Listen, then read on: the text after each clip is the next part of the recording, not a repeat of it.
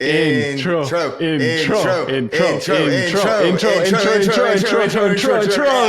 Okay, everyone. Welcome to Flywheel DeFi, your number one source for everything Frax, DeFi, and everything in between. If you want to know what's going on in the world on chain, well, you come to the right place. This is DeFi Dave. I'm here with Capital K, and we're here to help you harness the power of the flywheel. And if you ever wanted to hedge the flywheel, if you ever wanted to go more degen on the flywheel, now this is the pod for you. We have Guillaume Lambert, the founder of Panoptic, which is a Oracle-free perpetual options protocol that is eminently being released. They're having their gated launch soon, so we wanted to have them on. Kit, this was really your type of interview. So what are your initial thoughts on this one? Well, first, before I even head into there, a quick pro tip for all the listeners is when you think about options, there are calls and there are puts. And I want you to think of call as a plus sign and a put as a negative sign, and the word long as a plus sign and the word short as a negative sign. So when somebody shorting a put, that means it's a negative sign multiplied by a negative sign, which gives you a negative, meaning you want the price to go down. And the reverse is true when, a plus sign, which means you want the price to go up. And the reverse is true is when you buy a call, which is a plus, or long a call, a plus sign multiplied by a plus sign gives you a plus sign, means you also want the price to go up. So keep that in mind throughout this podcast, because we're going to be saying long put, short put, long call, a lot of those things. So keep that in mind. But I think you're guys going to learn a lot. Take out a pen and a pad and just say that. Listen. This is one of those. Yeah, really. I also want to give full disclosure on this one. I was an angel investor in the earlier rounds of Panoptic, so just heads up there. Just want to get that disclosure. But yeah, I'm really excited for this one. I've known Guillaume for a while.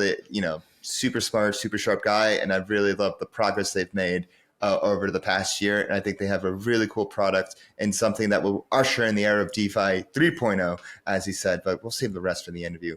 But if you want to, keep up with everything Flywheel, all the latest alpha, all the latest updates, all the latest Frax updates, especially Frax V3, eminently coming out maybe in a month or two. Whoa, sorry. You got to hit that bell button and subscribe.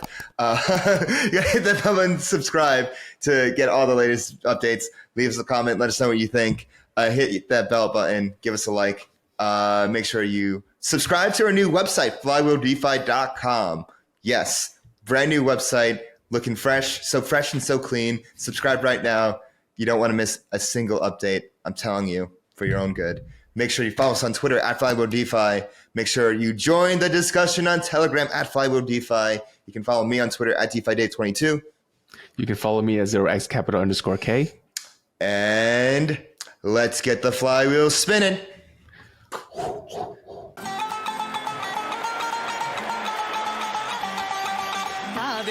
ਪਰਦੇਸੀ ਨੂੰ ਤੈਨੂੰ ਨਿਤ ਦਾ ਰੋਣਾ ਪੈ ਜਾਊਗਾ ਨਾਲ ਰੰਜੇਠੇ ਜੋਗੀ ਦੇ ਤੈਨੂੰ ਜੋਗਣ ਹੋਣਾ ਪੈ ਜਾਊਗਾ ਜੇ ਇਸ਼ਕ ਦੇ ਅਲਿਆਂ ਜ਼ਖਮਾਂ ਦੇ ਖੁਦ ਹੱਸ ਕੇ ਮੂੰਹ ਸੀ ਲਾਂਗੀ ਜੇ ਯਾਰ ਮੇਰਾ ਮੈਨੂੰ ਜ਼ਹਿਰ ਦੇਵੇ ਮੈਂ ਘਟ ਘਟ ਕਰਕੇ ਪੀ ਲਾਂਗੀ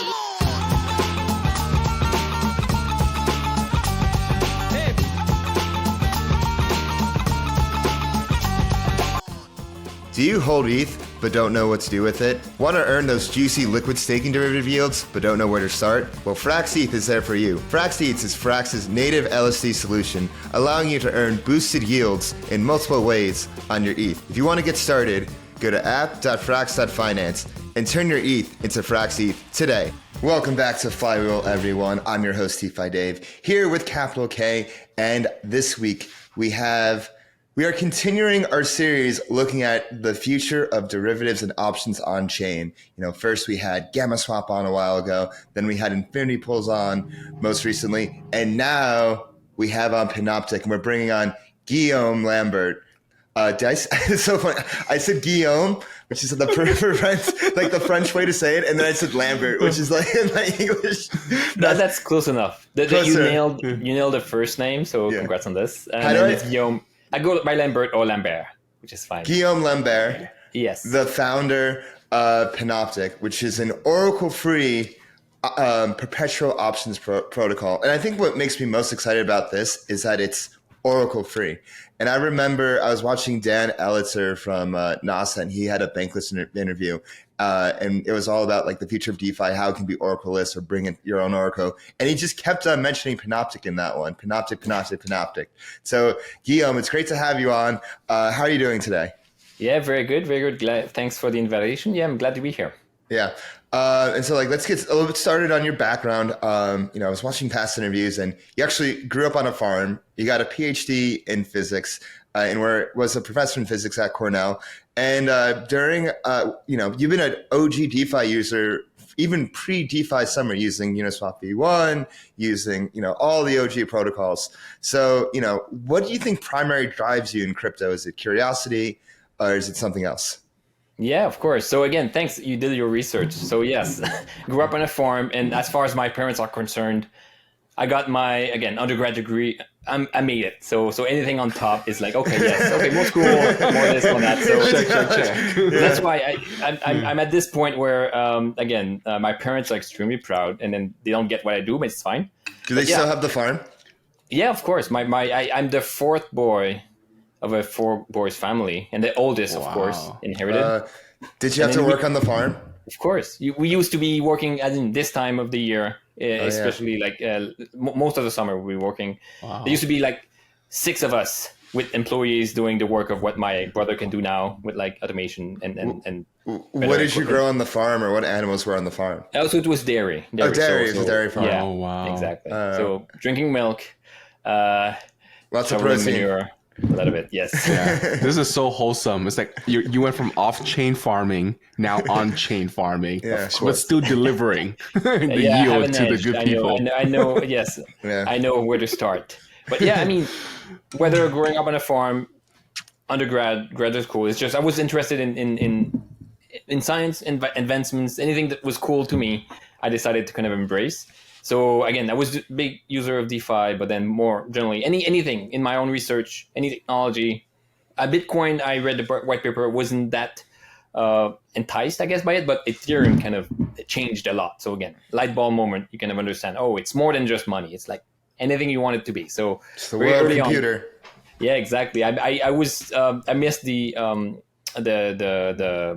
pre-sale, I guess, the ICO of Ethereum, of course. But overall, since 2016, I've been involved. Again, OG protocol is just, it was an expensive hobby, I guess. I got liquidated in my Maker vaults. I lost money LPing in UniV1. But overall, just kind paying your dues, small scale. Of course. Exactly. We've all been there, done nothing that. that I can come home and be sad about. And yeah, and again, the reason why crypto, and again, I was an assistant professor. I moved away from this position to focus full-time on building Panoptic. It's a brand new frontier. I kind of see the same excitement, at least in my company, that I see in kind of my during my PhD discovery, finding new stuff. There's always something new in crypto, of course. And yeah, this is kind of what's been capturing my attention, and then I'll probably keep doing this for a few more years for sure. Yeah, absolutely. And now, setting the stage and context for Panoptic and oracles in general, like options in general. Options have historically been used as a hedge. But recently, in the era of Wall Street bets, it's been really been used to go more degen. What is your reaction to that? Yeah, I mean, options are kind of amazing, actually. You can do a lot. You can be playing high stakes casino, bet small, win big type of play, or you can be risk management, more borrowing, hedging, reducing risk. It's actually a pretty cool instrument. You can do anything you want. So, of course, I would say that degen and options buying is cool. You can hit big, but in the long term, it might be more difficult to be sustainable. There's a lot of leverage. There's a lot of losses. You can actually lose like all of what you put in very quickly. So that's why you have to be careful. And more of the kind of maybe older crowd, more established. I use this for risk management. And it's not just saying, if the price goes down, I make money, but rather, can I adjust my position? Can I have a set of strategies that are directional? Do you think it's going up, down, or neutral? Sometimes neutral is kind of the most likely occurrence, especially in this kind of bearish or kind of sideways market. There's always a strategy for you. So I'm glad that a lot of folks got exposed to options through GameStop and meme stocks. That made Robinhood, of course, very happy. But more generally, it showed that there's a different way of investing. And that it's not just buy and hold or maybe short perps and pray. there's a lot of what you can do. There's a Sure, lot of things you can do right. with- yeah. We don't want to go short 10x Great leverage strategy. and then see it single wick. So again, strategically, you can do way more with options. And I'm glad that folks, again, for the past 3-4 years since COVID, basically, people have looked into it with a more kind of engaged manner than just kind of, oh, it looks complex, lots of math. Let me not even look at it. Yeah, and now going right into Panoptic, which I find really interesting because you originally built as a tool to yourself. Uniswap V3 came out, and then you're just playing around with it, and you're like, wait a second, Uniswap V3 is, your kind of take on it was like, it's more than just an AMM. You can actually like build like an options protocol on it. So can you go into more detail about how it works and how it uses Uniswap V3 as a core primitive? And do you see like, and I'm curious, and we can ask later about like Uniswap V4, but like, how does Panoptic work right now? Yeah, sure. And again, I can go to the origin story of Panoptic. Yeah, let's hear it. So again, May 2021, Uniswap V3 launched. I was an LP in Uni V1, V2, I guess maker a token, like the big DeFi tokens in like 2018, 19. Again, 19 when Uniswap Did you get launched. did you get a good Uniswap airdrop from doing all It's that? not too bad. I mean, I think too like shabby. 1,200. Yeah, 1,200. Not too much, but it's like I could have had 3 accounts. Yeah. I had one account that was LPing with. But at the end of the day, I was excited about V3. LP a little bit, you have to choose your range. It was a bit different, but then I did it for a while. And then when I closed my position and did the tally, I realized, hey, I lost money. I had no idea where the money went. It's like, okay, let me go back. And this was kind of in the summer of 2021. My first position in May, and said, wait, I had to think about this. So as a summer project, again, I wasn't teaching in the summer, I was still a professor, decided to sit down, pen and paper in hand, and derive the math. What is the model that describes Uniswap? And you go with what's the value of your position? What happens if the price goes up 1%, 10%? So you slowly build some type of, not just mental model, but real mathematical model. And from there, you see, oh, actually, this looks like selling a put option. The risks, the payoff, the actual, like the convexity is very options-like. And I was trading options in TradFi, and it was really easy for me to make the link. And I'm sure many people kind of have made the link since then. But it's almost like a too good to be true options protocol. So the Uniswap infrastructure has the spot trading on the front side, which is kind of people swapping, very easy to do. You get the best price ever. No need to worry about stop loss orders or anything like that. The LP side is a bit more difficult. Turns out it's an options clearinghouse, and we can go into the details of how it works. But starting from that basic observation, hey, the risks of an LP position are very similar to the risks of setting an option. Now I can make better decisions as an LP. So again, through the 2021, I was doing LPing, shorting some of the assets, using kind of management strategies that you would use with options. That helped me kind of at least be net positive, I believe, over the year that I've discovered this. And yeah, then I was publishing my results on my Medium blog, not really thinking much of it. But then my co-founder kind of reached out to me, and he was kind of thinking bigger than just, okay, better to pull LPs, but he helped us kind of move this forward. Can we make an options protocol? Not just sell options or manage your LP positions, but can you sell options, buy options, create multi-legged options? You can create straddles, strangles, iron condors. There's a lot of a whole zoo of strategies. But the key point is that you can take this and use Uniswap as a decentralized Oracle-free clearinghouse, and Panoptic on top acts as a way to manage these LP positions. And we can touch upon the Oracle-free part for a moment. If you think about the New York Stock Exchange, they don't need an Oracle to know what's the price of Tesla, Amazon, Microsoft. It's traded there. It's self-referencing. And if you're a different exchange, you look at the New York Stock Exchange as your price feed. So the one place where all trading happens is the most accurate pricing, and this is where most of the volume flows through. In the case of Uniswap, within the DeFi ecosystem, one, it serves that role. So it's very like where a lot of the volume goes. But beyond that, when you provide liquidity, you provide token 0, token 1, token A, token B in different ratios.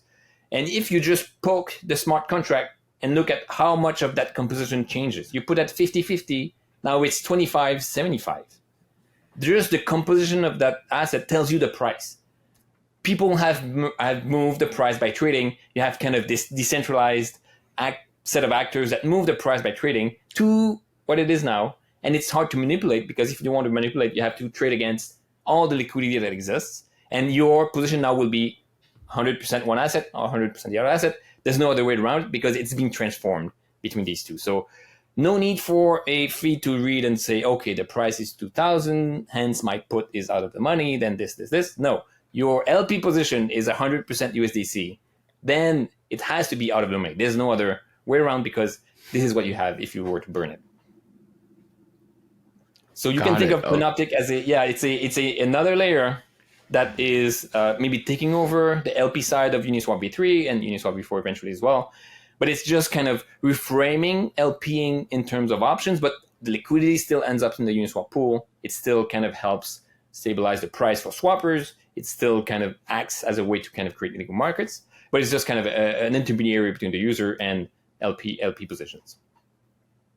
That's really interesting. Okay, then let me try to see if I can kind of, gift wrap that a little bit, Guillaume, and please correct me. But a bit of background, I also, like you, used to trade options too, so specifically equity options. And so when I hear of options in crypto, especially with like the SOVs or those kind of things, I was like, wow, these are so basic, rudimentary, right? Like they're always like kind of one shape and you hope it works. But whereas Panoptic is kind of going really, really deep here.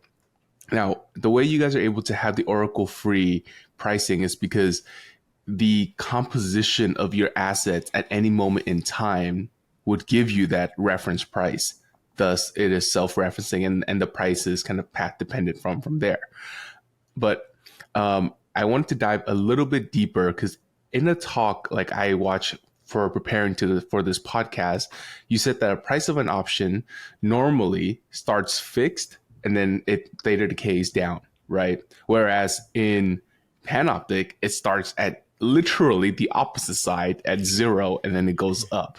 Could you kind of walk us through, elaborate on that and kind of elaborate on how things used to work versus how things are going to work with Panoptic? Yeah, of course. And I think, the LP position itself, this is the intrinsic value of your position. This is not even thinking about price. This is what you get. You have an option, you participate into that payoff. When you buy an option, you have to pay for this position. If you sell an option, you get paid. And yes, if you go in TradFi markets, you want to sell Tesla, you want to buy options on Tesla, GameStop, someone wants to sell it to you, they set the price more or less. There's an exchange, you get paid, they get the money, they get the money, and then that's the end. And then at the expiry, then the option disappears, it ceases to exist. Yep. So if you're right in your assumption, maybe you bought an option that is in the money, you can exercise your right to sell or right to buy, and then that's how you make a profit. If it's out of the money, it's worthless, the money's gone, you don't do anything with it. If you still believe in your assumption, you can buy an option again and again. You can do it every day, every week, every month. You roll this position, this is how it's called, until you think, okay, I was right, it did go to the moon, I can make my money. So in TradFi, you pay every time you roll, and this is something you have to choose. Okay, do I roll this week or next week or 2 weeks from now? In Panoptic, the options that you are selling, you start with selling first, is providing liquidity in Uniswap. And every block that happens, if there's a trade, you collect some fees. And this fee, if you start, there's no fees accumulated. The more you wait, the more fees you get. And when you're happy, you just close your position, collect the fees, you make 10% in fees, you hope the price was close to where you started, so you're net positive. If you think of this in terms of option, you sold an option at every block, and every block you moved it forward.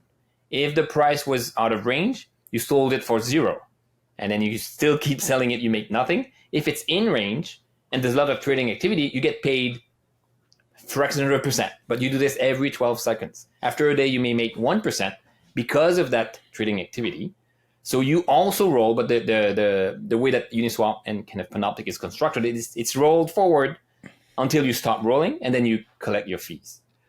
If you buy an option, you take the other side, someone that rolls it forward every block, you now buy this from them, you buy it and rolls it forward every block. Every block that is in range, you pay a little bit more, you pay a fraction of a percent. So it's similar to a funding rate in perps even. So in funding rate, every hour, every day, even every block, you pay a little bit. This is a similar view when you buy an option. And when you're happy or you're losing too much money, you close your position, you pay what's owed, and you stop rolling it forward. Got it. So we say it's a perpetual option, not perpetual in terms of never expiring or expiring in the future. It's expiring every block, more like a perp even. Like every block it's expiring, it changes the dynamic. It's a very short dated option, which is kind of weird, but you auto roll it forward. Yeah, no, I think that is the most, I guess, hardest for people to understand. It's perpetual because it closes on every block, but yet also reopens and rolls on every block. So exactly. You know, I mean, the perps world is something that people are used to. I mean, the funding rate realizes every hour, and again, I'm not too sure how all the protocols work. It could be done every block, and that's a similar thing. And yes, it's market demand. There's no trading. There's no interest. You pay nothing or you get paid nothing. Yeah. And I wanted to ask now, how does, like normally, you know the price of an option that you pay for, and you know this is your max loss. If anything were to happen, this is it, right? This is kind of your ticket price. But in this situation, you kind of don't. So in this particular case, buying an option is actually a lot more risky, or would you say not really? Yeah, so I would actually say you have more freedom. So as you say, it's moving block by block, and then it's going to increment a few percent per day, perhaps. And you can look at if it's the wildest of tokens, Luna, Pepe, what have you. The IV, the volatility could be right 1,000%, maybe 2,000%, but nothing more than that. So you know even an upper bound as to what is kind of almost physically impossible in terms of IV. So you know that from this block to the next, you could even estimate what the max cost is going to be. And that could be, okay, max cost per block, I do it for 7 days. You could still have a mental model as to what the maximum cost is going to be. But you know it's going to be lower than that because it's not going to be at 2,000% IV every block. So again, similar to a perp, you don't know what's going to be this funding rate tomorrow. You hope it's going to stay the same, and if not, you can still exit and find a way to kind of lick your wounds or make money if it's in the right direction. Got it. And actually, I'm glad you brought up IV because that's literally the next topic. So it was the perfect segue. And, you know, I saw in one of your talks that on-chain implied volatility is actually a lot lower because, well, the only thing you can do on-chain is just, you know, sell the options. Whereas on central exchanges, the IV are much higher because there's a two-way market of both buying and selling. Can you kind of explain to the listeners at home, like, how does IV play into off-chain price calculations? And also how on the research you did, over thousands and thousands of Monte Carlo simulations, it came out to be the same as the Black-Scholes pricing on the premium. Would love to hear that. Yeah, sure. So the first part about how IV, again, it's implied volatility. I can put my professor hat on top of my head now. Any asset that moves, fluctuates over time because of trading, because of whatever Black Swan event, has a realized volatility. You can look back the past 2 weeks, 2 months, 2 years, take the aggregate, like standard deviation, that gives you an idea of how much it was volatile, how much it moved between now and, say, the next 5 minutes. This is going to be how you can calculate the realized volatility. This is a past type of measurement. Implied is, given what we know now, and perhaps what's going to happen in the future, what do we think the volatility is going to be 7 days from now, a month from now, at the expiry of your option? So it's a forward-looking measure. You don't necessarily know what it is, but it's a market-driven. If someone thinks the IV is low, they buy options. If someone thinks the IV is high, they sell options. And typically, these market forces equilibrate. Sellers and buyers find a midpoint. If there's a huge move, there could be inconsistencies, but very rapidly, at least in TradFi, the whole volatility surface, which is called, which is all the IV of all the strikes at all expiries, is arbed almost instantly, and you get a pretty much accurate, like, okay, the IV is there for this strike at this time. So a lot of what happens in TradFi from the market making perspective is to get that IV surface right. You have FPGAs that can go with nanoseconds update time to change the IV of, again, 1 million data points. And this is kind of a very crucial endeavor. But once you know this from the market making world, this is how you kind of price the options. The IV, what do you think the future is going to be, dictates the price now, given the kind of the expiry. If you go back to my initial kind of my shtick that LPing is like selling options, you can provide liquidity and sell options. No one can buy it from you. And if the only thing you can do on any market is to sell, and you sell and sell, the price is going to go down. In that case, the IV is going down, the returns per unit of liquidity is lower, and you have a situation where the implied volatility is lower than the realized volatility. Realized is what the past was, and then you think it's going to be lower than that, which is kind of a weird place to be.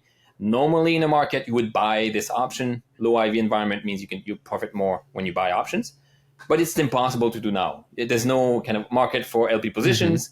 Panoptic kind of links the LP position so that someone that wants to effectively buy an option shorts an LP token.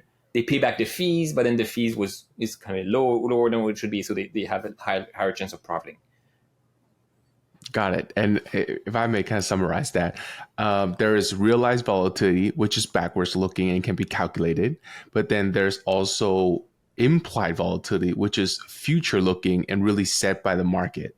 And implied volatility is really what prices options. And in the case of Panoptic, the implied volatility, or rather on-chain options in general, the implied volatility is just completely crushed because people could only sell options. Now Panoptics introducing a two-way market that would hopefully bring the IV up into a normal kind of market clearing rate rather than this perverted. Yeah, of course. And the smart market participant would buy options in the ETH stablecoin pools, which everybody rants about on Twitter, that has like lower returns. And in my personal case, I LP in the long tail of assets. I used to use, I guess, earlier finance to hedge my positions by shorting Shiba Inu, Ribbon, a lot of the tokens that were a bit more volatile. This one had a much higher IV than realized. So this is a two-sided market. We're opening it up and allowing buying and selling so that people can do again, volatility like play a little bit more than just kind of wait and hold. Yeah, and IV is really important because I remember sometimes even though I may be directionally correct because of vol expansion or vol collapse, it just like I'm still down. And for the longest time, I never understood that. I'm like, how can I be directionally correct but still lose money? And this is this thing called IV. It adds another dimension to it all to consider as an options trader, whether you're buying or selling. Is you have to not only like be directionally correct, but you also have to be right about the IV as well. Yeah, and I think personally, I'm selling options in Uniswap.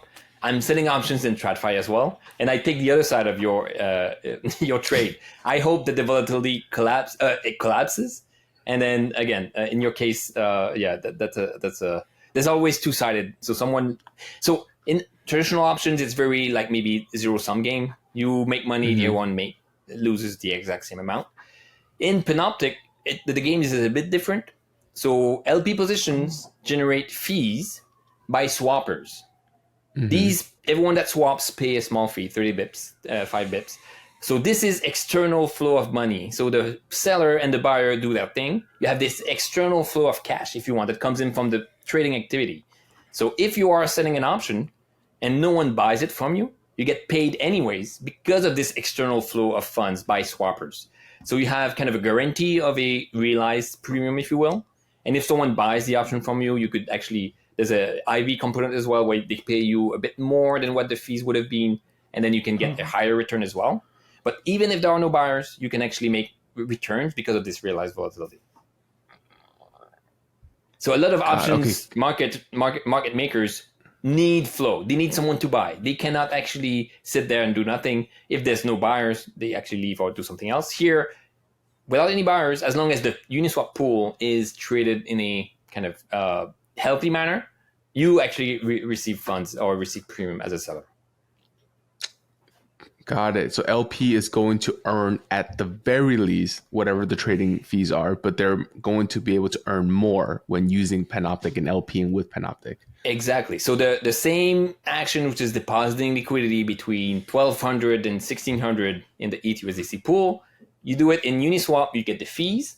In Panoptic, you get the fees plus whatever spread you get by someone buying that option from you. So it's a strictly better endeavor if you want, because someone can buy. If they don't buy, you get to exactly the same point. But yeah, we can tap into the details. But with Panoptic as well, you can buy options yourself. So and permanent loss is kind of very, very scary for LPs, you can buy an option to create a put spread, which limits your max loss as opposed to kind of losing all of it. Or you can sell a call, you can create a straddle, delta neutral strategy. The key point is that as a trader, having more tools in your arsenal allows you to better manage your risk. And again, you can have one position that's underwater, you can have another one that is offset, again, and anti-correlated, and you can actually multi-legged, net those losses. Yeah. Exactly. Got it. And then, obviously Uniswap has like the 3 band of fee tiers, right? Like, 30 bips, 5 and 1. Now, from your analysis and research, do the IV or the premiums differ across all 3 of them, like significantly? Like, don't forget 0.05. Isn't there 0.05? Yeah, exactly. Yeah. So it's like 5 bips, right? 5 bips, 1 bips, bip, and 30 bips. Yeah. So is the 30 bip as large, like 6 times larger than the 5 bips, and obviously, scale down like that or more? I'm a proponent to some extent of the efficient market hypothesis. So traders are smart. If there's any discrepancies between the 5 bips, 30 bips, 100 bips pool, and you make a tiny bit more, you'll go there. Meaning that you won't go to the other pools, people can migrate. So through my own research as well, through the math, there's a relationship between liquidity, trading, and the fee tier that all equilibrates so that the IV is the same across all 3. This is the quantity you have to look at. The IV of the 5, 30, and 100 bits pool is the same. If it's not the same, liquidity will flow to the higher one and away from the lower one because we're selling options. So it's all one and the same. Of course, you have the stablecoin pool where there's one pool. 1 bip, yeah, that's what I meant. Yeah, or you have like the highly volatile assets, which are only one market in the 1% pool. These are their own markets. They have a lot of mispricing. But then if you have more than 2 markets, it's equilibrated. Actually, the market knows to some extent where the opportunities is. God, and I guess that kind of leads directly into my next question about the liquidity and kind of the collateral that comes from that. So how do you select which liquidity to pool and from whom you pull that liquidity if one were to try to sell or rather to buy an option? Yep. So again, the Panoptic protocol is very much like Uniswap, meaning that there's a factory contract. Anyone can deploy pools. We are not necessarily in control of listing strikes or listing markets. All of it will be driven by folks kind of using this factory contract and selling options where they think it's going to be. But yes, say you come in, you want to trade options on ETH, USDC. You as a trader may have a buying. You may want to buy option, sell options. You would first enter the market. So the same way you have to deposit funds in Robinhood or Coinbase to be able to trade, you first deposit some funds. You deposit USDC, you deposit some ETH. That is your balance. And you can now trade options using that balance as collateral. If you want to buy options, you can you get 10% of the notional value of collateral requirement. So you buy 1 ETH call, you have to have 0.1 ETH in your account. You buy $2,000 put, you have to have $200 in your account. So your funds are in the Panoptic pool. You buy and sell options. The Panoptic pool moves those funds to the Uniswap pool or back if you buy. But you as a trader, you just have funds, you trade with them. You hope that when you remove those or withdraw those funds, you have more of each. So that means that when you are trading, you are borrowing other people's money. Meaning that if you have a 10% collateral requirement, you borrow other people's deposits. And the whole system works where buyers and sellers can borrow funds. There's a very important role, which is the liquidity provider, which just deposits funds and doesn't trade with them. So it's similar to a lending market component IV. You deposit funds, those are borrowed, lent out. You get exposure to some extent to trading without trading yourself. And you get the interest rate on that that capital that you lend out. So we kind of bring back passive liquidity provisioning to Uniswap, because as a fund, a DAO, a small retail users, you can say, I want to put my 2 ETH of liquidity there. It's going to be borrowed, traded with. I get interest rate that increases over time. And then I don't have to worry about strikes and everything else. Return to tradition. Return to passive LPing. Let's go. I mean, the passive liquidity was a good time. It had to come to an end because of the lack of agency. You cannot do what you want. But yes, this is like a lending market, money market. You'll get. I'm not sure if it ever ended though, because like a lot of these like meme coins, a lot of new projects, they still choose Uniswap, the Uniswap V2 model as like their initial liquidity pool, just because of how simple it is, even though it may not be the most capital efficient way to have liquidity. Wait till you can buy calls on Pepe or Shiba. Or Harry Potter, Sonic 10 Inu, Obama 10 On Inu. day one. Yeah. So as long as there's trading activity, we can create an options market on top. You can trade options on those meme coins as opposed to trading the coins themselves. Buying put options is the best way to capitalize when it inevitably goes down. So that's kind of opening up a new market as well. You don't just have to buy and hold and again sell and pray. You can actually be a bit more strategic. So there has to be a Uniswap V3 pool for there to be the market for it. Yes. Okay. So the passive Pepe holders would perhaps deposit their funds in the Panoptic pool. Traders will trade with them.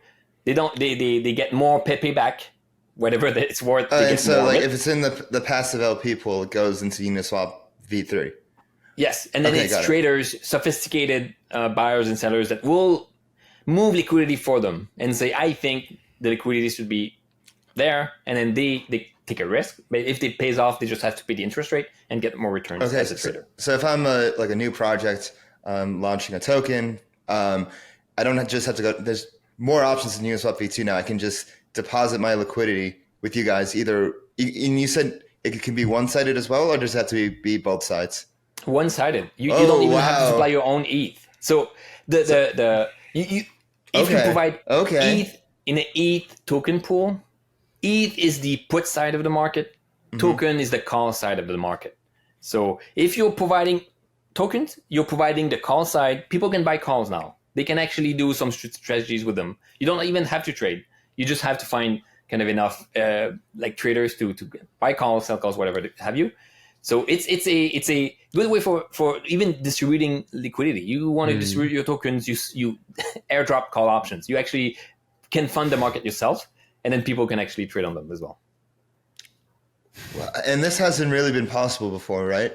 Like not in this form. It's been tried, but not folks that did it in Uni V2 had a zillion tokens, and they had to source their own ETH, and people would eventually, like, you would lose all of it. You have twice as much tokens and no ETH. Very, very bad strategic decision for a financial protocol. I know. So here, it's again, the value add is that as a protocol, you can make the price more stable. You can offer more instruments to trade, not just buy. You can actually sell calls, buy calls, do whatever you want. And folks that come in, they have to deposit funds as well. They may deposit some ETH, some tokens. They also there's a flywheel effect. As long as there's trading, more people come in, more people sell, more people buy. It's a kind of a good environment.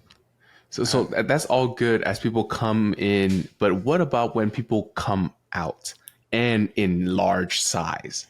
Like I already put on this position. Exactly. I'm already put on. That's a good. I never heard of that one. I think that's called the downward spiral. But as we are, I already have a position. I borrowed LP tokens. I bought an option, and then the LP decides to withdraw. Like a large LP decides to withdraw. Like how does that work? Could you walk us through that scenario? Yeah, exactly. So if we go through the process of UKIT buying the biggest call options on Pepe, someone has to sell it first. Yes, I come in, I sell 10 ETH worth of calls, and then you buy 9.5 ETH, most of it. So in theory, my position is 10 ETH in notional, but there's only 0.5 ETH left. And if I want to exit, you remove that liquidity. I cannot, I'm locked out. And this is kind of the problem that we've identified from day one. It's like, okay, how can we manage this position where as a seller, you're pretty much like tied to what the buyer is doing. And if the buyer is making money, they don't want to leave, they can lock you out of your sweet Pepe tokens, and then you cannot do anything. So there are two ways to kind of align incentives a little bit better. In the first case, if I sell 10 ETH and you buy 9.5 of those ETH, normally you would pay me back the fees that would have been collected. So we compute, okay, 10 ETH would have collected so many tokens. You have to reimburse me, pay me back that amount. However, the more you purchase, the more you have a spread that is created. So instead of paying the fees, you pay 2x the fees, 3x the fees, 5x the fees. Here, it's if you go to 9.5 out of 10, you pay something like 10 times the fees. So there's a curve where the spread increases pretty much exponentially the more you remove. It again, if it's even 50%, you're stuck in that roll, but you can still exit half of it.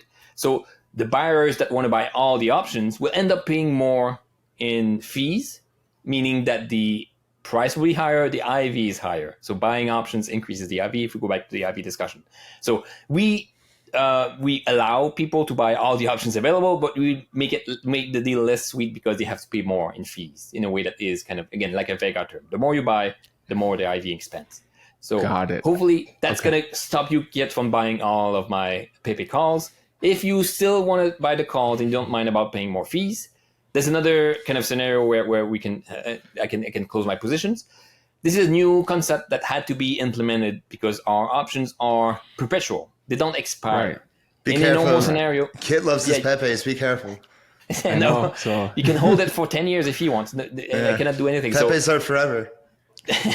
The key point in TradFi, you can wait till it expires. Expiring means it's either worthless, they settle, they make money, you get your losses, but at least that's happening.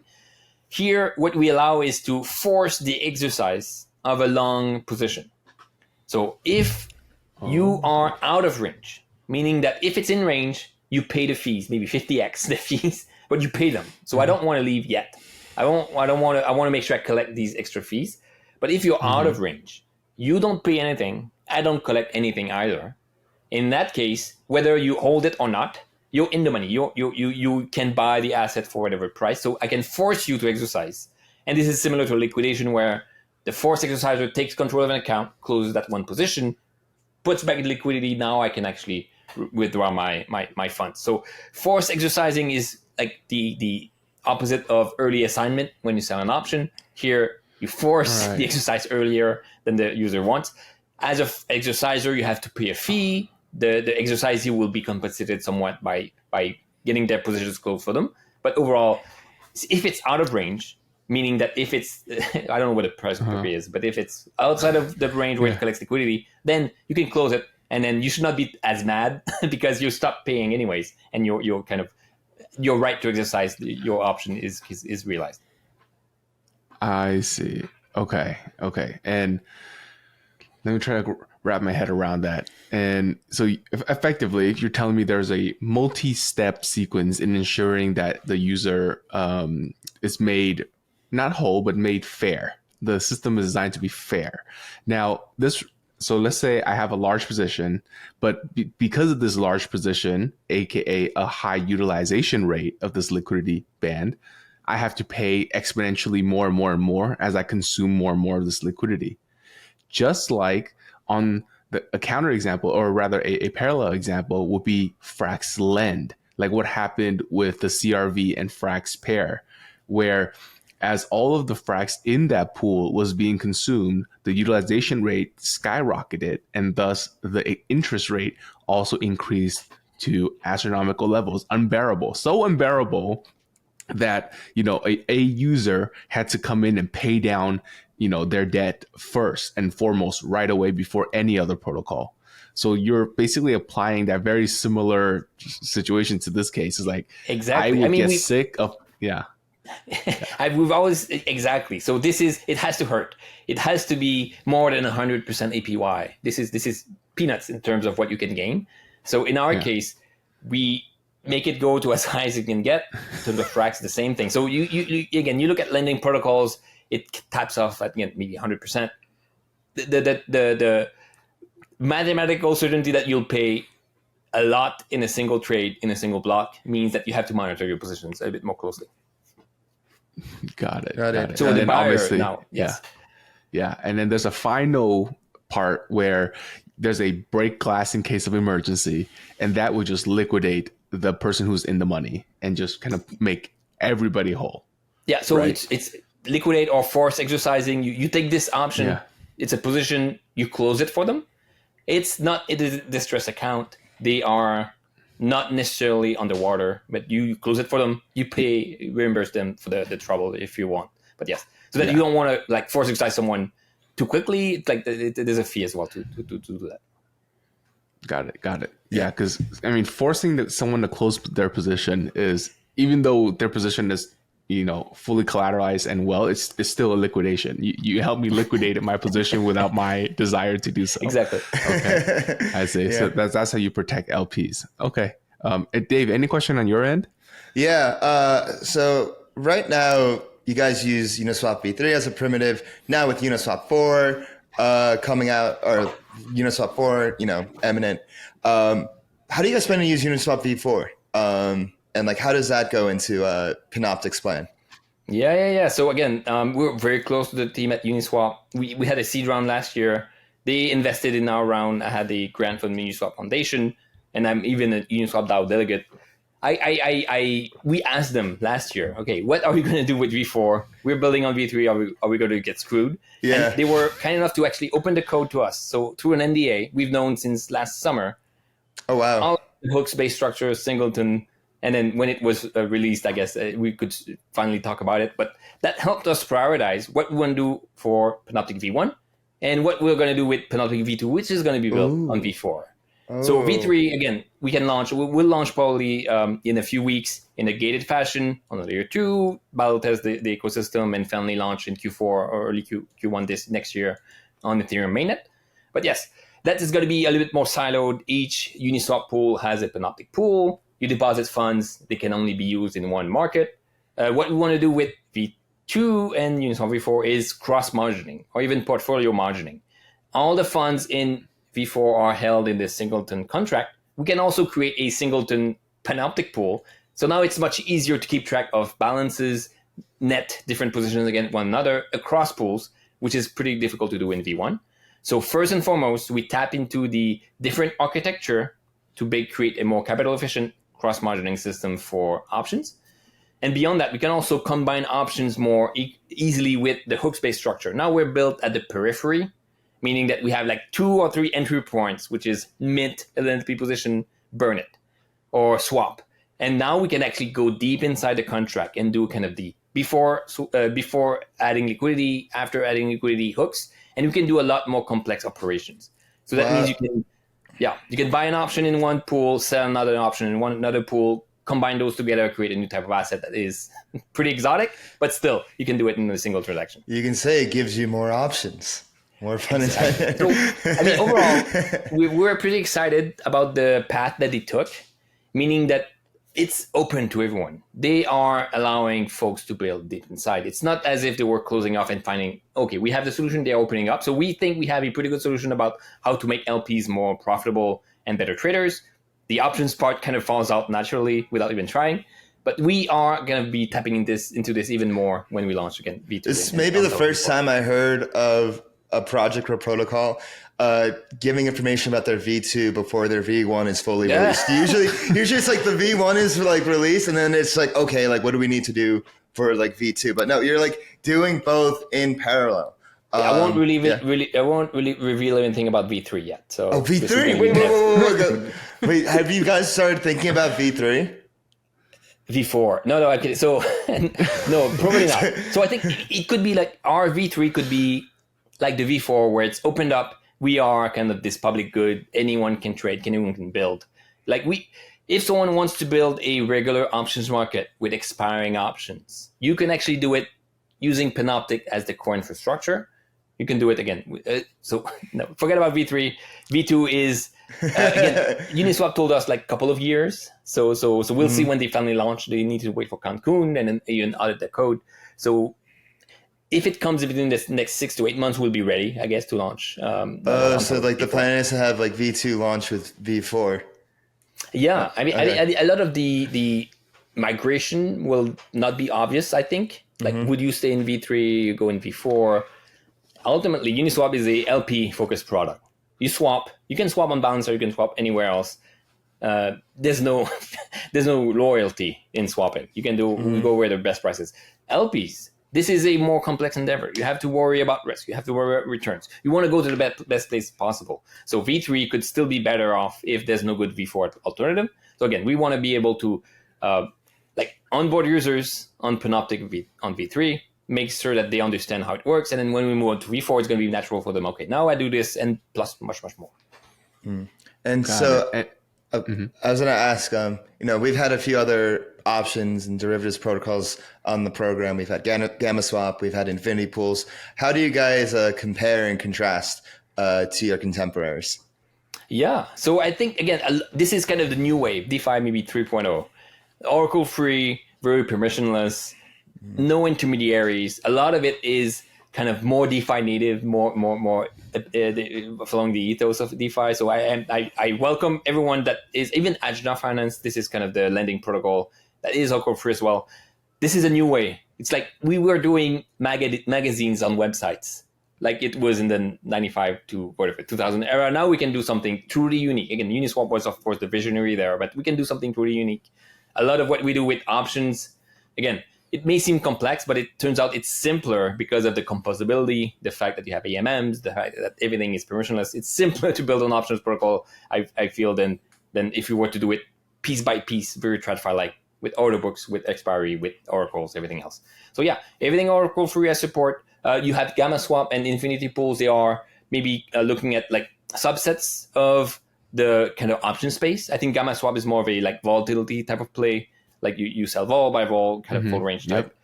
Infinity Pool is more on the derivatives, maybe buying options or doing kind of leverage trading. We are maybe focused more on the first and foremost selling options, but we can do, again, volatility plays as well. We can do like perp like or derivatives like, but it's like LPs, a product LPs will be more at home, I'd say, because it's the same thing, again, with better tooling. You're having LPs in mind.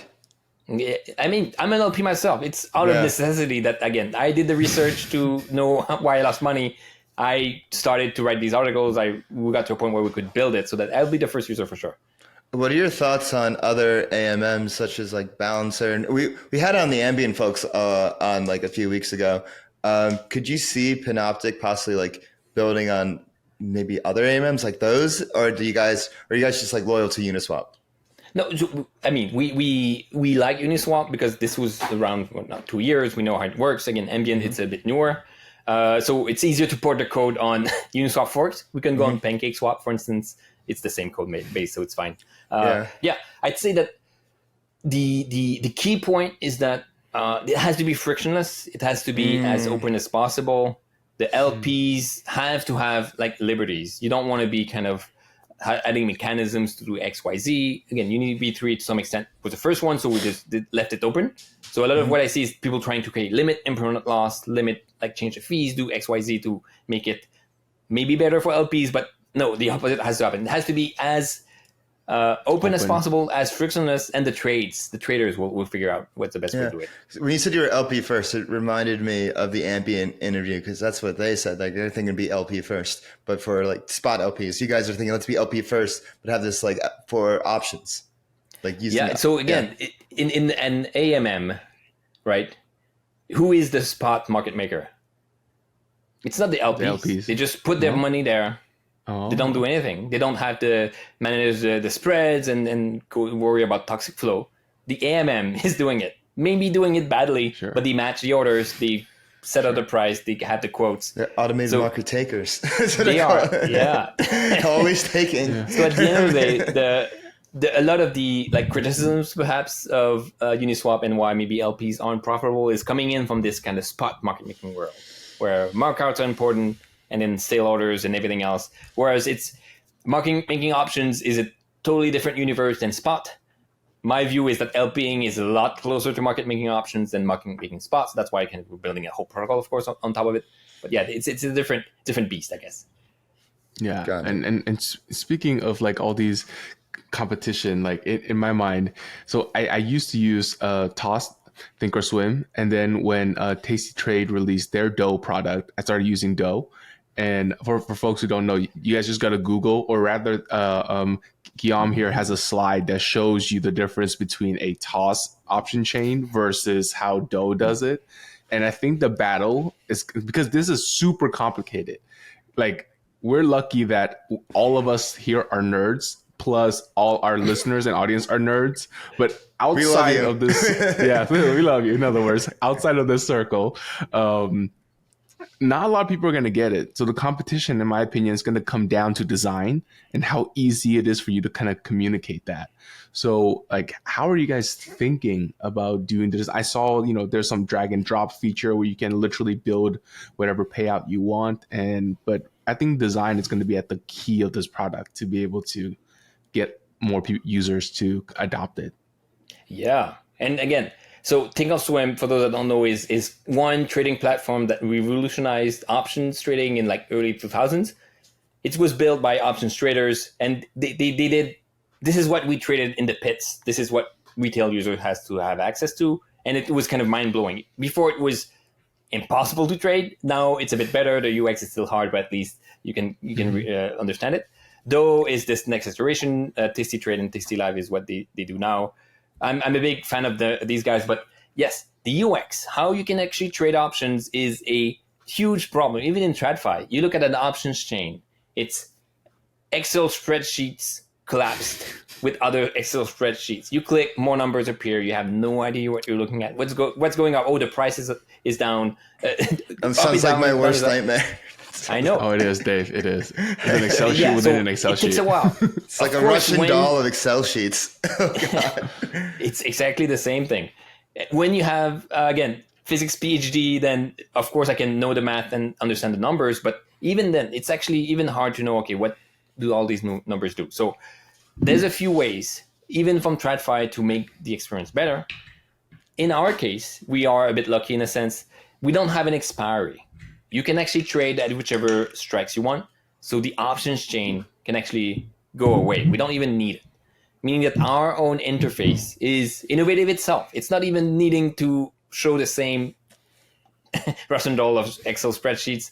We can actually be a bit more innovative. It's unfortunate this is a podcast, but our interface is going to blow people's minds off. We spend a lot of efforts, we spend a lot of work to make it seamless, intuitive. As you mentioned, you drag stuff around. It's not just dragging, but if you want to buy a put option, you see the payoff in front of you. You know, if the price is above, I don't know, 1,500, you lose money. If it's below, you make money. You see it right away in your kind of on your screen, and you can adjust it. If you're not happy with it, you can drag it around. You can create multi-legged positions. You can adjust it in a way that is kind of truly unique. So Tasty Trade has some features that I like that we ported there. We take this to the next level, of course.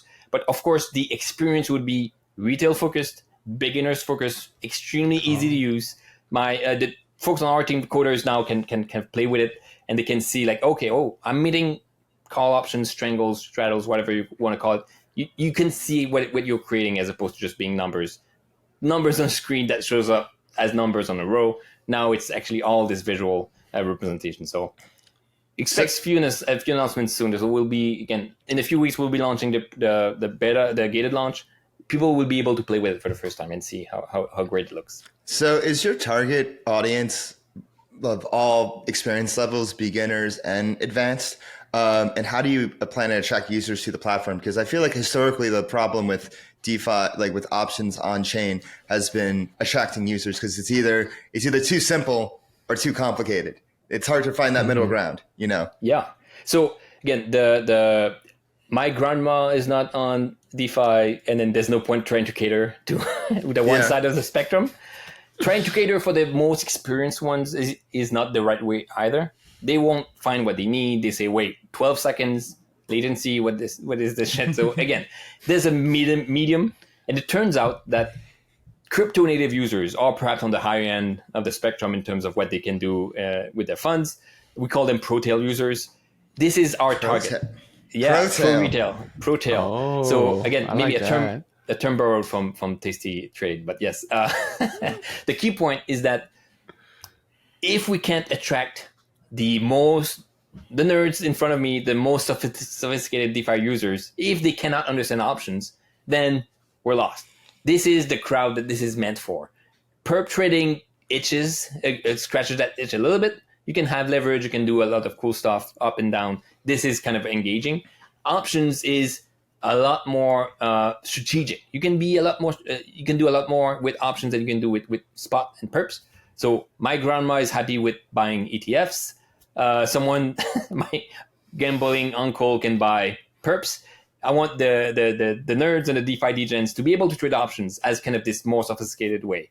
And once they get it, once it's not for everyone, of course. Once they get it, once they see this as a different way, it's a parallel way of kind of generating yield. They'll see this. They can still buy and hold, but then they will reserve some of their portfolio to options, which is why I do. Now it's probably like 95% options for me and 5% buy and hold. I want to, again, this is going to be a ratio for everyone, but I want this to be an option for everyone. And if we gain traction, if we actually have users that benefit from it, not just kind of financially, but also kind of see this as a new way of investing, then we can actually hope that when institutions finally come, they can actually use a protocol that's fully mature and kind of liquid. If we want to reach the long tail of asset of very, very like exotic options, we can actually even talk to funds and they can trade on Panoptic. But yeah, overall is enlarging the user base. I think this is a perfect product for any DeFi degen now. DeFi degen, if you want to be kind of high risk, you can be more conservative as well. Risk management, this is a strategy for you. It's actually very, very kind of a unique way of investing that, again, I'm sure that degens of all kinds. Yes, degens of all kinds. It's like it's almost a perfect crowd. Mm-hmm. There's no way that DeFi degens won't get options because this is kind of what they're used to. They have a ledger wallet. They have a seed phrase. They are used to this kind of super weird stuff. But once they latch into something, then of course they're fully committing. So that's kind of right. we see it. People didn't know how to LP before, but now they do. People never 3-3 before, but now they 9-9. So people will learn. The degens will learn. The degens will learn. But I mean, I'm going to ask you a hard question now, Guillaume. Is like you describe these users, and I agree they are out there. But now, how are you going to win them over? How are you going to attract them to your platform? What is the go-to-market here? Yeah, exactly. I feel like I'm speaking to VCs. Yes, go-to-market. Key point is that Uniswap V3 now has $3 billion worth of liquidity. This is folks that are providing liquidity. Could be funds, could be bots. I don't know who does it. It's actually options that have been sold. No one can buy it from them yet, but it's people that are willing to take the options exposure, the risk, the actual returns of an option. So it's not just onboarding new users from all the other protocols. It's just converting first this huge amount of LPing that happens in Uniswap V3. But instead of going to the Uniswap interface and find this kind of okay interface, but then you don't exactly know what's going on, maybe they have, if they are extremely proficient, they have their own smart contracts that does it for them. Or you can onboard them to Panoptic, very sleek interface, very easy to understand. And the key point is that LPing is like rolling an option. You have to do it every day, every week, perhaps every month, but it's a decision. Okay, where do I do it now? Do I adjust? Do I increase my size, decrease my size? It's a constant set of decisions. And every time they say, do I try Panoptic now? No, maybe next time, maybe next time, maybe next time. Once they do the jump and try it or see their friends doing it, it's going to be hard to go back because they'll have better returns. The interface will be better. And the gas as well is going to be likely smaller than what it is in Uniswap. So overall, we feel like the existing crowd is a huge market to tap into. Allow people to sell options in Panoptic means that now people can buy options in a way that is kind of something that they cannot be done before. And yes, that's the slice of the pie of the Uniswap market share we get on the LP side is perhaps the best indicator of our kind of success in terms of like go to market. Got it. Okay. Friend.panoptech. Okay. I see. Okay. Got it. And another hard question for me is like, how does Panoptic make money? Oh yeah. So how do DeFi protocols make money? So there's a Uniswap V1, V2, even V3 doesn't make money. Yeah. There's a fee switch. There's a protocol fee. This is kind of the with V4, there's also other ways to capture fees without necessarily turning them on. So you need to have some revenue as a protocol, and hopefully this revenue will flow to token holders. So we see Panoptic perhaps as two different entities. One is the protocol. We don't launch with a token yet. We don't want to have a double whammy of SEC and CFTC coming down on us with us releasing a token and creating a derivatives like exchange. But it means that the fee capture of the protocol should flow to the token holders. The fee capture of Panoptic, the US-based entity, for instance, should flow maybe to stakeholders and kind of shareholders. So there's two ways we see, same way that Uniswap, there's a protocol, there's Uniswap Labs. It's two different ways. Of course, tokenomics dictates that you should kind of capture fee, redistribute to users. From the even the meat space side, there's also other ways to capture revenue. And again, the even with Uniswap, we can think of like how they can generate revenues from their interface, NFT platform. There's other ways to just be beyond swaps. We can also add a similar layer of value add from the Panoptic kind of meat space world. And so, Got it. Go ahead, kid. Oh, I just want to summarize that question because you kind of lost me after you said we don't have a token yet. and then I kind of forgot everything else after that. But all jokes aside, is there going to be a fee on top of the usual Uniswap trading fees, or how does the protocol make money? Let me rephrase. Currently, if you go on Uniswap, you swap and you pay a fee to the LPs. If you go on Panoptic and you tap into the leverage component, where I mentioned earlier, you can borrow funds. This is meaning that I can double the size of my position, get twice the fees, twice the risk, but at least I get more returns. So the borrowing part is where users will pay a fee. This fee will flow to the liquidity providers, the passive users, those that just park their money there. In the same way as a lending protocol. So it's on the movement of liquidity in and out of Uniswap that we collect a fee. Whereas again, Uniswap is on the swapping between two assets that they collect a fee. So it's kind of two orthogonal ways, I guess, that you can cover the Uniswap fee capture ecosystem. Got it. Okay. Dave, go ahead. So will there be a governance framework for Panoptic in the future? So yeah, in terms of governance, I'm not a big fan of governance, either tokens or forums or anything that is people arguing on a forum and at the end like not voting that much. So we are building Panoptic to be governance minimized. So our V1 will be like Uniswap V1. No one is in control. It's launched. We can walk away. It's going to run on its own forever. And there's no parameter to set. There's a few kind of key things we have to think very hard about. But once they're set, they're in stone and we can change. This is how we see Panoptic V1 go. In terms of Panoptic V2 as well, we don't think there's a place for parameter optimization, parameter voting. A lot of what you see is kind of maybe like not enabling growth as much if it's a DeFi with a token that is governance-based versus something else. So yeah, long story short, I'm not a big fan of governance. And then again, most of our team is kind of thinking about those lines. So we won't be releasing governance-based token if we ever do it. Got it. And last question on my end. You mentioned a gated launch in the near future. What does your roadmap look like? The gated launch and beyond the gated launch. When do you guys expect to have the launch?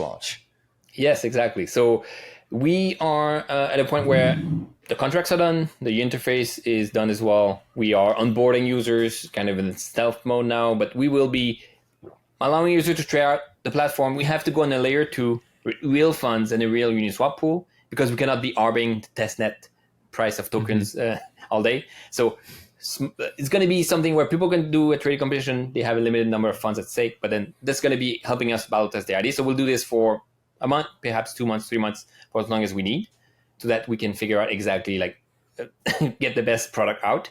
And yes, once this is done, there's not much more that we can do. We can just launch the factory contract. And then once this is done, it's on its own. We can actually focus on the V2, of course. But then, yeah, Q4, early Q1 will be when we launch. And then V2 of Panoptic, hopefully, or maybe 1.5, depending on how we tackle this. We will have a version that will be ready to launch when V4 launches as well. Got it. And Guillaume, I just want to jump in here and say that although this is a podcast, we also air it on YouTube. So if you do want to showcase any interface or have any sneak peek, that's also available to you. Just yes, putting it out there.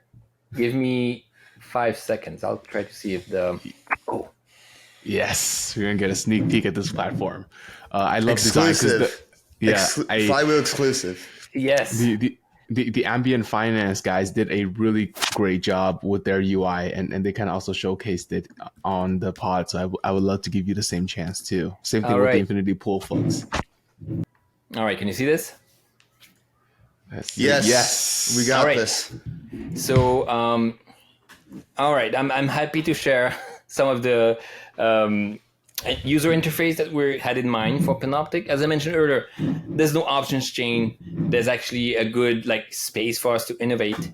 And the one thing that we kind of want to tap into is that, again, you still have to choose kind of the pair, USDT, USDC pool, for instance, in that case. But if you don't know what you want to do, first you can actually choose a set of strategies that exist. You could be bullish, you could be neutral, could be bearish. So if you're bearish, you can buy a put option, and choosing this will load that put payoff that I mentioned earlier. So you are setting a put at you're buying a put at 1.3 strike. This is what it looks like. If the price goes up, you lose the premium you're paying. If it goes down and it goes below whatever 1.105, at 1.05, you make money. So this is what you are buying into. If you trade a put option, you can actually drag it if you're not happy with the payoff profile. So you can be deep out of the money, you don't pay much. You can be deep in the money and you have more like a perp-like product where it's kind of shorting the asset. But everything that you can actually see, if it allows you to stop, you can go and mint it, and it's going to be issued to you. And this is what you're going to be looking at. You have your current price here, you have your payoff, and you know if you're in the red, of course, you're losing. If you're in the green, you're making money. So put options, you can also buy call options. You can sell these put options as well. All of it will be extremely kind of user-friendly. You can add more legs. So in that case, let me create a straddle or strangle. This is something I trade quite often. You can actually create exactly the payoff profile you want. In that case, you know that the price stays between 0.9 and whatever 2, you're making money. Otherwise, you can lose. So all of it is extremely user-friendly. You can, again, once this stops there, you can just mint it. It's going to be issued to your wallet. Now, yeah, I don't have funds, so I cannot mint it. But yeah, and then you can look at a lot of the different strategies. They have funny names, for instance, Jade Lizards, Iron Condors. The key point is that you are not locked into just buying and selling options. In that case, you can create this kind of Jade Lizard, which is something you have to kind of adjust exactly the way you want it. And then the key point is that if you create this kind of limited loss to the downside, you have this other money strangle or straddle. And again, you can actually be extremely strategic. You have a neutral to bullish view. You can sell a Jade Lizard. You have something that's a little bit, that's a little bit more kind of omnidirectional. You can buy a straddle. And again, you don't know which way it's going to go. You know it's going to move. Then you can buy a straddle at the money, and then you profit when it moves. Wow. This is actually, I mean, it's very intuitive to me, but Dave, how do you feel? I think it's really cool just visualizing it. Like, I mean, the first thing I think of when I see this straddle was the recent price volatility that we had last week when it was when we were filming This Week in Frax on air.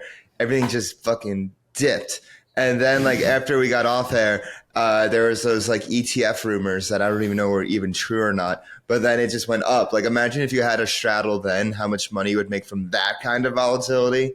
So I think this is an awesome product, and I think it's really the real innovation in this UI, which DeFi has struggled with for so long, is how visual it is.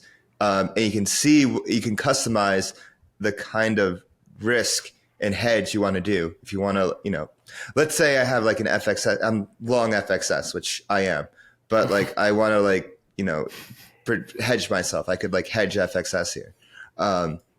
Exactly. So, you can buy put options, get some downside protection. The key point is that what you're looking at is the instrument you're trading. I know it's weird, but you're not thinking about numbers like entry point, exit point. You know exactly what your value is at every price. And that's how, again, you should trade again. The DO platform pioneered some of it, but the key point is that it's easy to understand this is going to make you money if the price goes down to 0.4. Easy. And same thing, it's easy to understand that if it goes up, it's not like a perp where you get liquidated. You have limited downside risk in that case. So again, to some extent, even options are a better version of perps because of this kind of non-liquidation aspect of it. And yeah, that's how I think about options myself. It's like you have to think about what the actual payoff looks like, and then nothing else matters if you think about it. It's just how much you're making money, and then we still show the Greeks, we still show a lot of the quantities that you'd like to see as an options trader, like probability of profit. This is something that again might be weird, but you know exactly what's the probability you'll make a profit in 2 weeks, for instance. This is a mathematical formula, you can solve it. And you know, okay, buying this put gives me 30% chance of being profitable, or if it's all the way out there, it could be 50%, or it could be changing. So it's very, very visual, but then you can also back it up with the real numbers from options trading world. Got it. And I saw you had Delta there too. Is that going to be able to pop Yes, up? I saw it was a question mark earlier. If you look at the Delta here on the tooltip, it's the slope at the current price. So it's easy to, so we will update it. The Delta, again, we can go to the bare, like the definitions of Delta and then still show them. I guess that's the key. But yeah. Gotcha. Wow, this is really intuitive.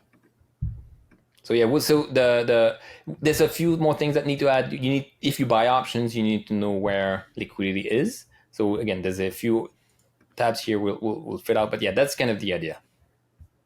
Yes, okay. Should fund this account.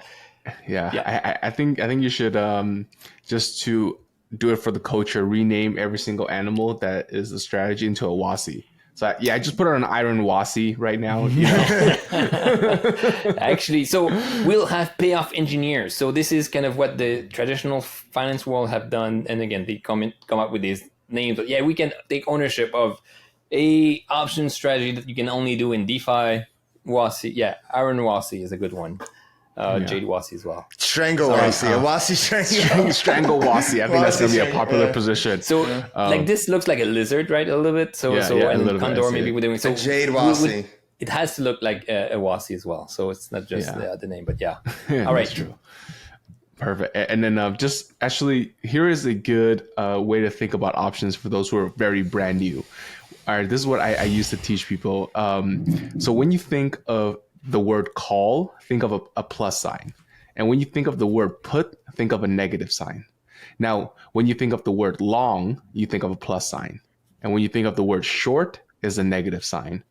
So now in this case, if I am short a put, which means I am negative multiplied by a negative, which gives me a positive. So I actually am long. Like I want it to go up. Now, if I am selling a call or shorting a call, which is a minus sign multiplied by a plus sign, which gives me a negative, which means I want the price to go down. So you can draw this on a graph for yourself. It's a very easy way to understand that. Yeah, exactly. And this is also seen here again. The short call, you make money on the downside and lose on the upside. So yeah, it's easy to see also visually again the way that it all flips. But yeah, overall, good way of teaching it. Yeah, the short call, long call, short put, long put. That's the easiest way. It's a little graph that everyone gets so nervous. Like, wait, do I want the price to go up or down if I'm short a put? You know, it's so oxymoronic. But anyways, I just wanted to give that tidbit for you guys. Thank you, Kit. That was a nice explanation, way to wrap up this interview. But before we go, we always like to do a lightning round where we get to know our guests off the chain. Well, you know, what they like to do outside of all this building and fun stuff we do here. So, Kit, I'll let you ask the first question. Yeah, the way I like to say is this is our way to get to know the person behind the builder, the person behind the PFP. The person behind the protocol. All right. Yes, the person behind the protocol. Nice alliteration. And so the first question for me is, what was your virgin crypto experience? When did you first touch the blockchain? And sex doesn't count. Yeah, it's probably in... I was seeing these threads on Reddit about Ethereum going from whatever, $10 to $100. And then I said, what is this? So I downloaded MetaMask. This was probably like mid 2017. And I think I probably sent some ETH to myself. And that was it. Nice. Very virgin. And then second question is, what is your favorite off-chain touch grass activity, hobbies and interests? Oh, I like walking, hiking. I have a 2-year-old at home and a newborn as well. But then we go on hikes. We go on like a backpack thing. So yeah, I love going outside. Lindy hike. Yeah. Wow. Oh, when? All right. I know I said Lindy hike. Oh, Like Lindy walk, but Lindy hike. Sorry. So never mind.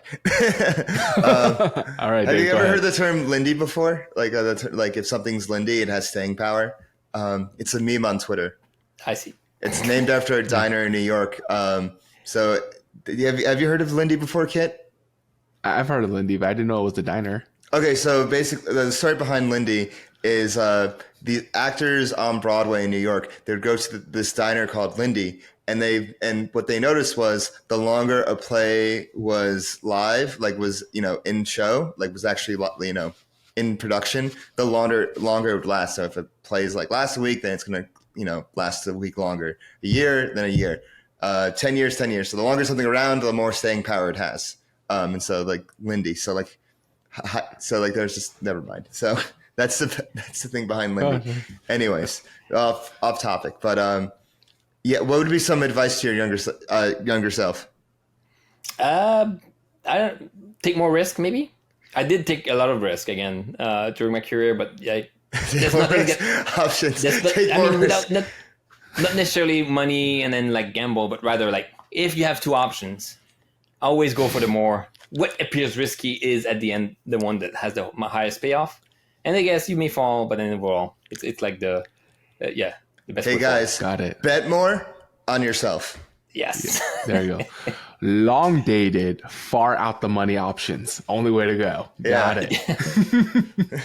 And then a question from me is, if you weren't in academia, weren't in finance or crypto and tech, what career path would you be on right now? Yeah, I'd be farming right now, harvesting Oh, hay. really?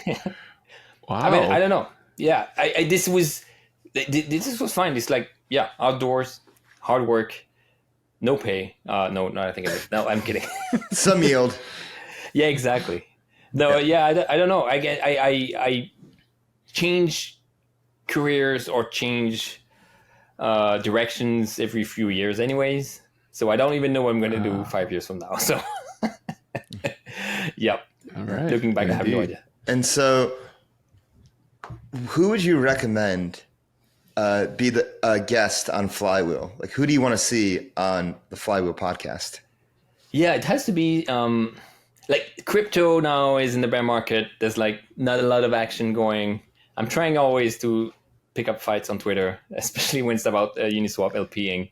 But yeah, a lot of folks are approaching this with different point of views. I mean, you had Infinity Bulls, you had the Gamma Swap, but also there's like Ambient. There's a lot of folks that are actively trying to kind of find a solution and then take this in a way that is kind of more than just degen and then we'll Ponzi this out. But yeah, there's a lot of great folks. So again, Max Resnick, I have a good friend of mine. There's also Alex Neslobin, another professor dropout, I guess. He's also pretty cool. So yeah, if you want to, they've been, again, doing the rounds as well. But yeah, What are they working on? So it's a different way of helping LPs to be profitable. If you know about loss versus rebalancing, it's like a basically like the noise. You have to worry about price movement. So again, they have other ways. So again, it's highly academic, very, very interesting research. But yeah, I don't know about podcasts. Yeah. But yes. And where can people find you and Panoptic and keep up with everything Panoptic? Yeah, so there's always our Twitter accounts. Me and my co-founder Jesper Christensen, we're both on Twitter. Mine is GUIL_Lambert. Then we have Panoptic .xyz, which is our website. Again, we are more present on Twitter. We do announcements there. There's also a blog you can see on the website. But yeah, try to be. You guys have nice threads. You have very well written threads for anybody curious to learn more about Panoptic. Yeah. Yeah. Guillaume, thank you so much for coming on. This was quite the insightful interview. We got to go deep into all things options and beyond, and we're really excited for your launch and where Panoptic goes from here. All right. Thanks very much for the invitation. I had a good time. Thanks. Well, Damn, Kit is thirsty after this interview. But Go ahead. welcome to the post game, everyone. I'm your host, DeFi Dave, here with Capital K, and we are wrapping up the interview with Guillaume Lambert, the founder of Panoptic. And Kit, this was your episode. This was perfectly teed off for you. Oh. What are your thoughts on this episode, and how does Panoptic compare to the previous options and derivatives protocols we've had on? I think, well, first, this is definitely my type of interview. And I felt like for the longest time on our docket, it was more of the, softer type of guests, which are fine, right? That's where, decentralized finance David gets to shine. But here in these ones is when yours truly comes to light. And now in terms of Panoptic, I think it comes down to design. The way they have designed the product and the UI and UX specifically is what's going to really separate them apart. Because in my opinion, at the end of the day, it's two things, right? First is like, can I make the money? And is it profitable? That's always the baseline bar. And assuming that is yes, the next frontier to win people over is going to be the UI and UX. 1,000% UI and UX. Uniswap crushed it in terms of UI and UX, and everybody copied it. It's a very clear exhibit A, for example. And I think Panoptic is heading down that way, especially with the way you've seen the design came out. I won't be surprised if all the other folks try to adopt more of a visual layout, because this is complicated shit. Yeah, this is complicated. Really complicated. I thought they did an excellent job with the UI. Very visual, very intuitive. It's going to be interesting. Like, if you guys are right, like, pro tip, Degen. Wait, the pro tip, was that the term you used? Protail users. Protail users will adapt. Protail users, they're always evolving. Like, they'll learn to LP, they'll learn to 3-3, they'll learn whatever the hot thing is. Wherever they get that itch, they'll learn. Like, but will this, when it launches fully, like, will this catch on? I think this is like a really interesting option for treasury management of protocols. Like, the fact that if I'm a protocol, I can just one side LP or one side provide liquidity with my token into a Panoptic pool, and I'm earning yield off of that. That's quite attractive to me. I don't have to do anything. I let like the buyers and sellers duke it out while I just kind of like sit there, Yeah. Or and you could actually, this could be in a way a different form of token emissions. Let me share with you what I'm thinking. So now, as a treasury, I can LP my own tokens, my native tokens, but I could also LP like ETH or USDC to be on the other side of the pair.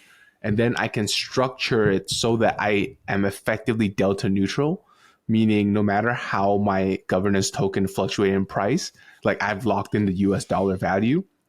But in doing so, I have to pay out interest, right? Like just what Guillaume was saying. But what if we paid out that interest in the form of governance tokens instead? So for LPs into this pool, because you are a regular LP, you are actually getting paid the trading fees plus token emissions, but you're doing so to help me offset my deltas. So the treasury wins doubly. So it's not just giving token out just for liquidity's sake, but giving token out so that you can lock in a price for your token. Can you repeat that? Can you make that simpler? Yes, let me try again. Now, a treasury could lock in their governance token price to avoid the fluctuation by using Panoptic. And for this privilege, they would pay all the LPs extra because they're effectively, long and short at the same time. So they got a short. So by shorting, they're paying extra fees to the LPs, and they can pay these extra fees in the token emissions. Token emissions. Okay. Right. So now instead of just saying like, hey, if you LP into this pool, I'm going to give you some token emissions, it's like, hey, if you LP and you keep your position in there longer and you help me hedge my position, I will give you more token emissions on top of the so it's another dimension to liquidity token mining. Emissions. Yes, okay. Exactly. Okay, Except okay. it's not just like paying you for the liquidity. I'm paying you to help me hedge myself out. So it's okay. So like instead of just supplying liquidity and that's it, and then it's just a bunch of mercenary yield, you're like, hey, not just like help me, supply liquidity here, but like help me supply liquidity, but also hedge and like make sure like it like your LP's at a certain position in the market. Correct. Okay. At a certain position, and don't pull it. And don't pull it. Don't pull out. Damn it, Dave. You stay in there. Yes. Sorry. I'm Exactly. sorry. Okay. Yes. Sorry. Yes. But that's what I think would be super cool. And a treasury, a DAO should totally pay for that. That's a privilege to be able to hedge yourself out, because you're not selling your tokens. That's the big part. You're not selling your tokens, but you're still achieving this delta neutral position, which is obviously the ideal world. Yeah. I think Guillaume is very well spoken, and I love the builder path he took. I love how he's DeFi OG. He's been, since Uniswap V1, Uniswap V2, he's been in it all. He still remembers getting liquidated during that Black Thursday in 2020. And then he saw Uniswap V3 comes out, and then he was just like playing around with it. And then it was his moment to, kind of shift gears and actually like go all in and full time into Panoptic. And it seems like his intent is for it to become, like he said this on the interview, like for it to become a public good, governance minimized, and for it to eventually, be running on its own by himself. And then like, I feel like it sounds like within like 5 years or however long it takes, once his baby is like grown up, then he's probably going to go on and like move on to the next thing, but only when the baby is like grown up. Yes, I think so. I think that's probably the correct and most reasonable path. But one thing I wish we did get to ask though is like some Frax related questions, to feel like how can we integrate Frax, or how can the DAO use this product, or I guess it's a way to like the DAO to hedge. I mean, we mentioned that slightly, but it's tougher because it's not like Curve is involved in this at all or anything. It's more so of like, if I'm like a retail user that holds Frax, like maybe I want to like go like, Texas, like, Texas hedge and like go super, super long Frax in the most degen way. Or I'm like a more, chill, like want to hedge myself and want to hedge my FXS position, or hedge FPIS or something like that, or FPI, or hedge FPI or something like that. That'll be interesting. So yeah, there's a lot, real interesting stuff here. Like this was like definitely your interview. And I was like, all right, I'm gonna like Kit do saying. I honestly wasn't as confused in this interview as I was during the Infinity Pools interview. The Pools interview, I was just quiet like 90% of the time.